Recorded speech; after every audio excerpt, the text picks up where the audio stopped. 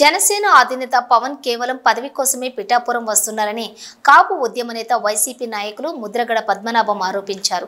పిఠాపురంలో వైఎస్ఆర్సీపీ కార్యకర్తలను కలిసిన సందర్భంగా ముద్రగడ మీడియాతో మాట్లాడుతూ రాష్ట్రంలో అన్ని రంగాల అభివృద్ధి కోసం ముఖ్యమంత్రి వైఎస్ జగన్మోహన్ రెడ్డి పనిచేస్తున్నారన్నారు. యువత రాబోయే భవిష్యత్తు గురించి ఆలోచన చేయాలని పిలుపునిచ్చారు.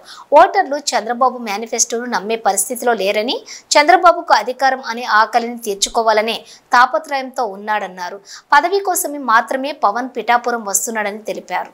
ఇదే సమయంలోని తన కూతురు క్రాంతి వ్యాఖ్యలపై ముద్రగడ స్పందిస్తూ, కొందరు వ్యక్తులు నా కూతురుతో నన్ను తిట్టించారని, అది చాలా బాధాకరం. నా కూతురుకు పెళ్ళైపోయింది. ఇప్పుడు మెట్టినిల్లే ఆమె ప్రాపర్టీ. రాజకీయం రాజకీయమే, కూతురు కూతురే. నేనిప్పుడు వైఎస్ఆర్సీపీలో చేరాను. ఇక పక్క చూపులు చూడను. ఎవరిని అనుకున్నా సీఎం జగన్ మళ్లీ ముఖ్యమంత్రి కావడం ఖాయం. నాకు పదవులేమీ వద్దు, నేను కేవలం సేవకుడిని మాత్రమే అని కామెంట్స్ చేశారు. వాటికి కావాల్సిన సబ్సిడీలు, వారికి కావాల్సిన లోన్లు విషయంలో ఎమ్మెల్యే గారు, సునీల్ గారితో పాటు నేను కూడా అవసరమైతే ముఖ్యమంత్రి గారు పదే వెళ్ళి వాటిని శాంక్షన్ చేయించడానికి, సబ్సిడీ రిలీజ్ చేయడం కోసం, బ్యాంక్ వారు చెప్పించడం కోసం నా ప్రయత్నం కూడా ఉంటుందని చెప్పేసి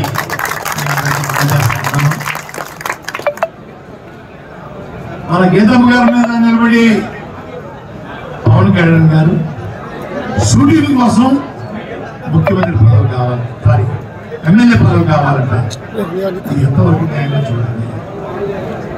పేదలకు సర్వీ చేయడం కోసం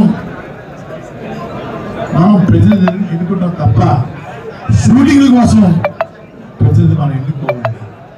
అట్లాంటిది హైదరాబాద్ నుంచి పిఠాపురం వచ్చేసేసి ఒక రంగేసుకు వచ్చేసేసి నన్ను ఎమ్మెల్యే చేసేమని చెప్పి అడుగుతూ ఉన్నారు. హైదరాబాద్లోనే చాలా నియోజకవర్గాలు ఉన్నాయండి. ఆ నియోజకవర్గాల్లో చాలా మంది పెట్టారు మన రాష్ట్రంలో ఎమ్మెల్యేని.